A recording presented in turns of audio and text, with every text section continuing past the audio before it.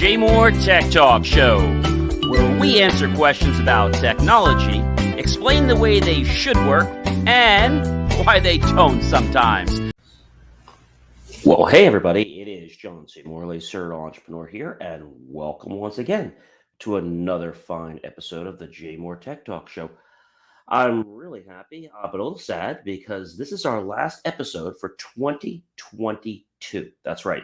Today is December 31st. Happy New Year's Eve to everyone. We have a great show tonight, and this will be the last show for 2021. And then we'll be kicking off New Year's show, which will be January 7th. The following week. So hopefully you will join us on that. Lots of great information. So let's get right into our show. Marcus, it's great to have you with us. But before we get into our show, I do want to personally thank our sponsor, Aruka, Holistic Life Academy, empowering people to become healers of their home and their community, and give them the naturopathic herbalisms, health coaching, business coaching, and more online. We'll learn a little more about them a little bit later in the program. But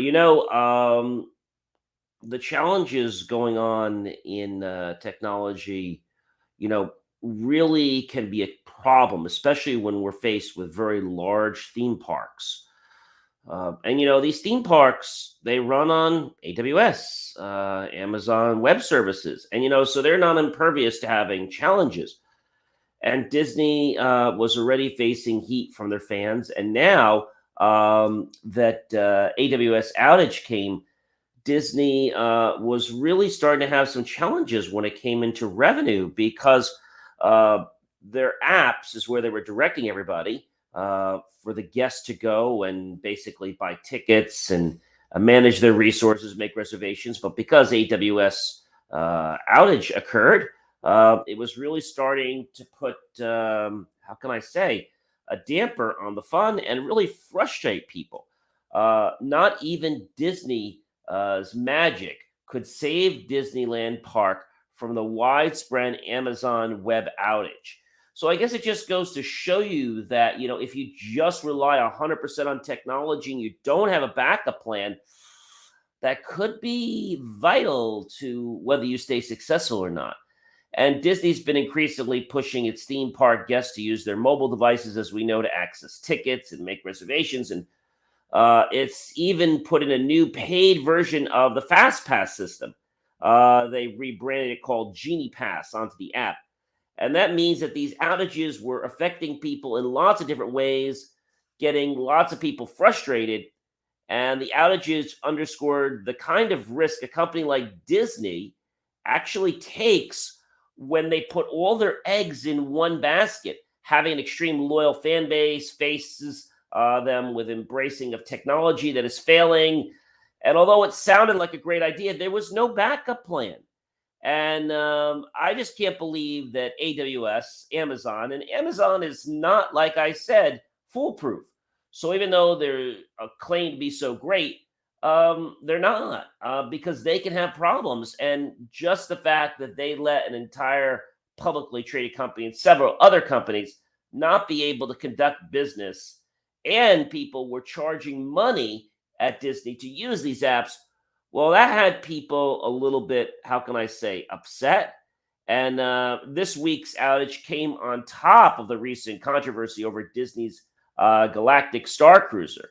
The impending launch of the Star Wars themed immersive resort at Walt Disney World in Florida had garnered tremendous intrigue and excitement, and it dampened slightly by an eye-watering $6,000 rate for 4 guests to spend 2 nights at the hotel. So again, lots of challenges happening. And as one guest said, and I quote, "I realize now Disney didn't make the Galactic Star Cruiser for Star Wars lovers. They made it for rich people who think Star Wars is neat." So I think this is the challenge with Disney. Disney's an experience. But the problem is that Disney may not be affordable to a lot of families. And this is a big challenge for lots of people that are coming to visit the park. And I think, the magic is not the magic that I grew up to know. It's changed. It's become a commercialized park, all about making money, and it is evident that that's what their goal is. It's not really to entertain; it's to entertain while charging the highest amount of money they can on tickets. And so it saddens me that the original vision for Walt Disney has kind of been destroyed. Not nice to say, but that's kind of where they're going if they keep going down the path they are. So again, lots of people are frustrated, and the FCC settles with Verizon and AT&T over 911 outages. So this is very interesting because with all these challenges that have been happening in the network and that led to failed 911 calls in 2020, the four companies have agreed, that's AT&T, Verizon, Intrado, and CenturyLink, will implement compliance plans that adhere to the FCC's 911 rules, as well as pay a total of, listen to this, ladies and gentlemen, $6 million in settlement payments, according to one of the spokespersons' announcement from the FCC. And I want to quote what they said. The most important people call you ever may be a call to 911, close quote, said the FCC chairwoman, Jessica Rosenworcel. So you never really realize how important a 911 call is. And if you ever had to make one, and when the call comes back and says it's not able to be made, now they have something called reverse 911, where the system is able to actually call you back if you hang up or you don't get through. But even that system was starting to fail. So that's pretty bad when our 911 systems can't even properly make a call. I don't even know how to answer that particular question. So Google is facing nearly 100 million in fine from Russia over failure to delete banned content. Yeah, this is a pretty amazing thing. So Google's not clean here. And the Russian court had fined Google 98, listen, ladies and gentlemen, million over its failure to remove content deemed illegal in the country. The 7.2 billion fine is around 8% of Google's revenue in Russia. So don't worry, they have plenty of money. And Reuters reports comes amid a broad pusher within the country to exert more control over big tech companies and the content people publish on their platforms. Google tells The Verge, and I quote, study the court documents when they're available and then decide on the next steps. But the Russian officials, which was noted by Bloomberg, threatened, and I quote, very unpleasant measures, close quote. If Google doesn't comply with the country's mandate to delete banned content, which could include promotion of drugs and posts by organizations, the government says, and I quote, are extremists or terrorists, including these associated with opposition leader Alexei Navalny. So this isn't Google's first time in Russia, as you may or may not know. And it's not the first time that they've been hit over content moderation. So it faces another yet troubling setback by getting hit with a nice slap or a pretty big fine. So Google says the ban is due to the United States and the UK sanctions against the channel's owner. And companies like Twitter and Meta, which we all know the name is really Facebook, have also faced slowdowns to their services and fines based on their failures in moderating to Russian regulator standards. So it's going to be interesting to see what the heck they're doing and what's going to go on. But I think it's going to hopefully wake a few people up to things that are going on. But we've said this before, you can't just take media and do whatever the heck you want with it. You really can't. You have to be respective. And there has to be a consortium or a standard, if you will, that is going to be responsible for this. So I think that's a very, very big problem. And we're just going to have to see, what happens, but these big giants are not going to be shielded from things just because they're great big companies. I do want to take this moment to, again, thank our sponsor, Aruka Holistic Life Academy. You can visit them, incidentally, by visiting https:// ARUKAH.com. That's ARUKAH.com. So Aruka, it empowers people to become the leaders of their homes. They are a company that has a health coach certification. They equip people with naturopathic herbalisms, health coaching, online business marketing skills. So they're a place for you to learn things and then be able to implement those things in your business. If you'd like to learn more about them, and again, we thank them for their sponsorship, you can just visit ARUKAH.com. All right, ladies and gentlemen. So, with all these slaps and these fines happening, they're not the only ones that are having problems. TikTok, we already talked to Instagram before. Well, TikTok is getting sued for failing to protect mental health, ladies and gentlemen. Oh, it's like all about the money for these companies. It's about content, and they don't really seem to be moderating anything. They just seem to be having a problem. And if we moderate all kinds of content, then we're going to be obviously breaking the First Amendment. But if we have content that is going to damage the minds of teens or kids and minors, that's a big problem. And they are basically alleging that the parent company, ByteDance, provides inadequate safeguards to protect moderators and the mental health against a near constant onslaught of traumatic footage. I guess they're too busy taking in the dough and not really having time to figure out, is this something they should show or not show?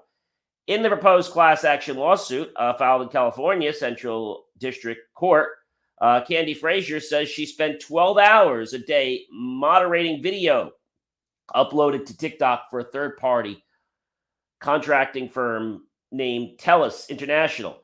In that time, Frazier says she witnessed thousands of acts of extreme and graphic violence, including mass shootings, child rape, animal mutilation, cannibalism, gang murder, and genocide. I mean, that's just terrible that they're able to find it that easily. It's not even talking about one, it's like several. And I think it's really sending a message that these companies don't care about people. They care about one thing: how much money can they put in their pocket and how much can they get away with it. Now, you don't have to believe me, but I think their actions right now are really starting to set the stage to what matters to them until we slap them with some hefty fines. So TikTok failed to meet the industry standards for content moderation, is what the lawsuit is going to claim. And it's just something how, we talked about Facebook, we talked about Instagram, and now different ones. And then we had some with Twitter. I mean, they're all just starting to get into the loop of not caring about people and what they're really about. So I have to say, shame on you, TikTok. And I knew TikTok was a challenge when we saw what was going on overseas. I was not a big lover of it. And I feel that if they keep going down the path they're going, they're not going to be around very much longer. Hopefully they do clean up their act, but they're all about money. They're all about how much money they can actually make and store in their pocket. So I don't know what to tell you, ladies and gentlemen, but not very, very good. And you guys might know the International CES was not too long ago, the world's largest technology show. Well, it might be in jeopardy, as we're saying now, because of the rising COVID cases in the United States, and maybe future years to come. Because what had happened at this, as several companies, including Lenovo, we had AT&T, Google, and GM that want to opt out. So Intel says it will move to a digital-first experience with minimal on-site staff. Ooh. And Lenovo announced that it would suspend all site activities in Las Vegas. Following an announcement from T-Mobile, Amazon, Meta, and others that they'd be ditching as well, and despite CES organizer statements that the show would still go on. I don't know what to say here. And Google said, and I quote, "We have decided to withhold from having a presence on the show floor of CES 2022. So what does all this say? And when they say they don't want a presence on the floor, does that mean that they're going to be digital? So as we keep watching the chips fall, General Motors announced its presence will be all digital. And GM confirmed to The Verge that it's still planned to attend CES. Now, that's great that they're coming, but it looks like Google doesn't even want to be a part of it. And I have to say, shame on them. I think this is a really important event. They at least should be there digitally. And, Lenovo had said after closely monitoring the current trends surrounding COVID, it is in the best interest of the health and safety of our employees and customers, partners, and communities to suspend all on site activity. Okay, so they're going to suspend all on site activity, but at least they're agreeing to engage digitally.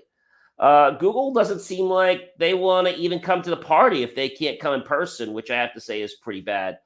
Mike Sievert, and I quote, said, "I'm sorry, we'll be missing seeing everyone at CES this year, but we're prioritizing the safety of our team and other attendees." All right, so that's nice. Companies like Samsung, GM, Intel, LG, Panasonic, Sony, Nikon, Canon are at the likely tipping point. They've asked some key companies if they're still committed. A Sony rep suggested to us that the company still plans to attend, and LG said that unless CTA says otherwise, it's still on board. So CES maps show that LG has a very large booth at CES, but the company said it's taking a hybrid approach, making use of QR codes and AR to show off its wares. That's augmented reality. Bloomberg got into the act and reported that AMD and Samsung are still planning a limited presence. NVIDIA will have a virtual only keynote, and Qualcomm, OnePlus, HEC still has plenty of attendance. So this is some of the comments, and this is what we've seen, with the event happening. It's going to be very interesting what's going on. As you know, CES took place January 5th through January 8th. So it's not yet happening, but it's going to be interesting to see whether they're going to attend or not.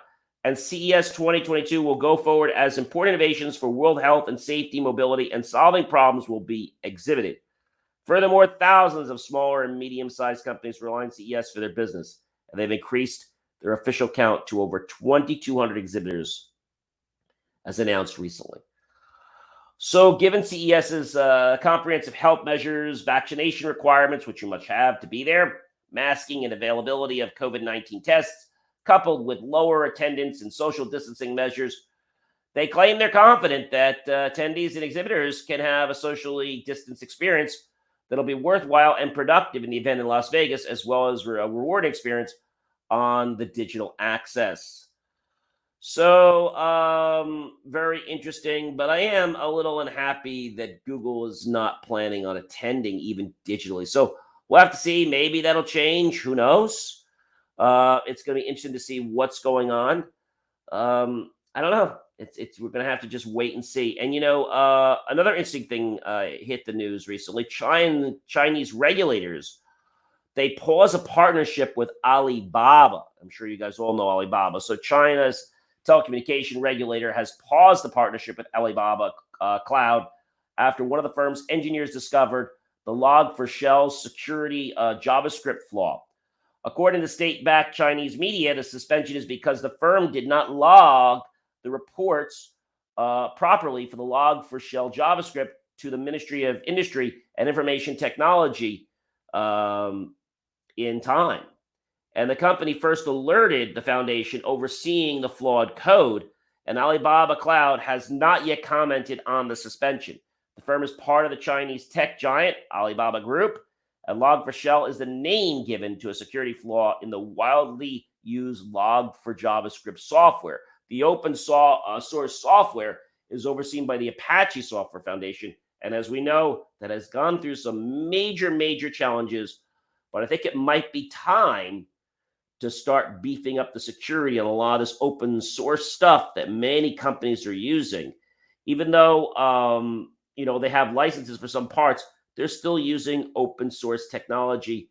and this was developed 20, 30, or 40 years ago, and it just doesn't have the actual protection that people believe it does.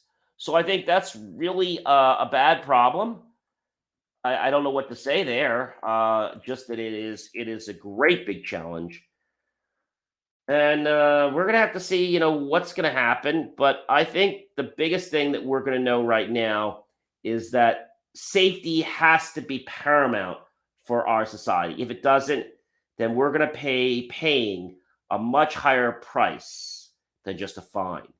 We're talking about the prices of our safety and our security and our lives, which are definitely something we cannot put a price on as individuals, as a government, as a country, uh, as a nation, as a world. There is no room for it, ladies and gentlemen. And there's something new that's going to be hitting the streets in 2022. I thought you'd like to know about it. It's called 3D billboards. What the heck is 3D billboards? Well, there's a couple kinds. So there's the kind that, basically are on screen and they appear to be, very animated and stuff like that. But now, when we talk about 3D billboards, we're talking about billboards that are not just bringing out their content through glasses and stuff like that. We're talking about billboards that have objects that are actually moving, could be arms, could be legs, could be a cat, all kinds of things. They're even working on almost like these containers. And inside the containers, they open, and there's almost like these animatronic figures, and they're going to be advertising. So I think the idea now is that people are going to be marketed to in a completely different way. We're talking about buildings that might have for a concert might have um, like something that's live that literally pops out. So this is going to be pretty amazing. And my concern is that is this going to deter from people's safety? Like if it's on a major highway, is this something that should be allowed? We know in some areas they don't even want spinning signs. This is going to become a lot more intrusive than just a little stupid spinning sign. I mean, we're talking about one company is making a type of fuel sign that literally has a billboard where they have not only the, let's say, the thing that tips, but they have an actual rig that they pour the fuel into that would be transported to market or for delivery. So they're getting really high in this. Another one, Guinness is doing one called Made of More, where they're going to pop a bottle out of a sign. The car companies are definitely getting involved with this as well. And another big one that's coming out is the astonishing 3D cat billboard. So we're going to see the Miller Light billboard. They've got their bull that's coming out. And then they've even got a 3D big wave that has actually a billboard with waves inside. So advertising is going to be becoming a lot more interactive. I see it not only being this 5D, but I see 3D, 45. I see it also being available to interact with the actual user that's close to the sign. And again, I think it might cause some safety concerns. That's a big problem. And now your cost for a sign, instead of it being, I don't know, some signs are 2,000, 4,000, or 6,000 a week, we might be taking those costs per week, okay, and maybe tripling them. That means we could be talking $18,000 to $20,000 per week. That means in a typical month we could be talking $80,000 to have your message up on a board. I don't know. I think that could be a slight problem. And I think these boards are going to be very distracting. And again, I'm very concerned about the safety factor of these boards.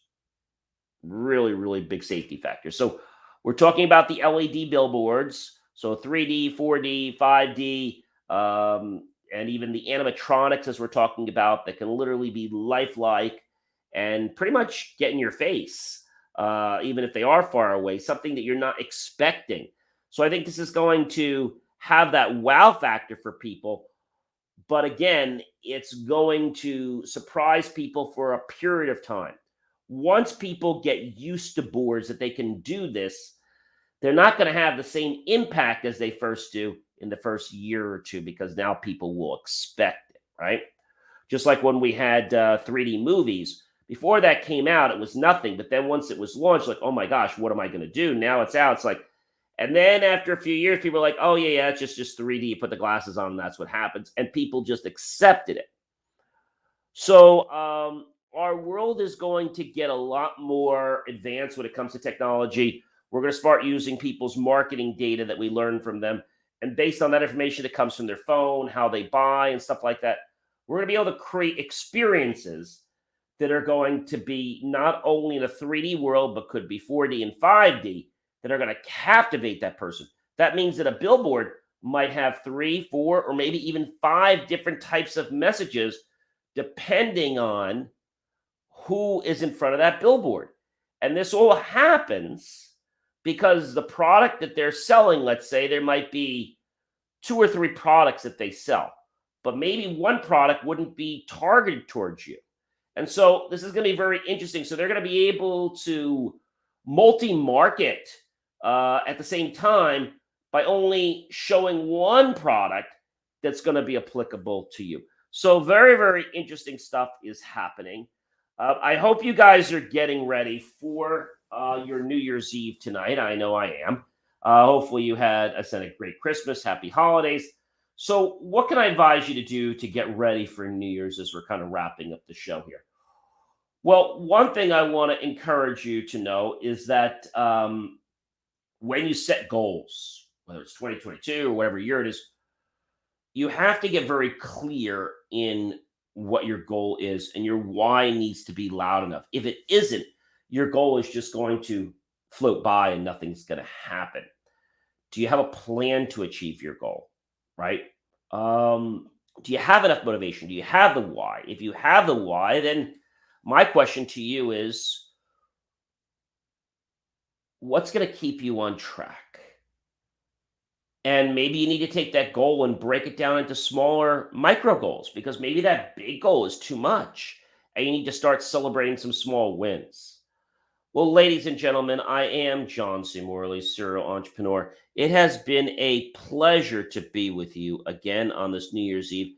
And I do want to take this opportunity, of course, to thank our sponsor, Aruka Holistic Life Academy, where they empower people to become leaders of the type of world and destiny that they want to create, whether that's in home health, naturopathic herbalism, health coaching, online businesses, marketing skills, etc., giving you the tools that might be precluding you from getting into the lifestyle that you really want. And you can learn more about them right now or 24 hours a day by visiting https://arukah.com. I hope that all of you tonight have a wonderful New Year's Eve. You have lots of fun. And after New Year's, you really start to wonder what's going on. I'm John C. Morley, serial entrepreneur. Have yourself a great rest of your day and a happy, healthy new year. And we'll see you in the new year with a great new show. Take care. Thank you for tuning in to the J Moore Weekly Technology Show, where we answer your questions about how technology is supposed to work and sometimes why you have challenges getting it to work that way. For more IT support and tips, just text IT support to 888-111. That's IT support to 888-111, and you'll get tips on technology. I'll see you next week right here on the J Moore Tech Talk Show. Remember, JMOR.com.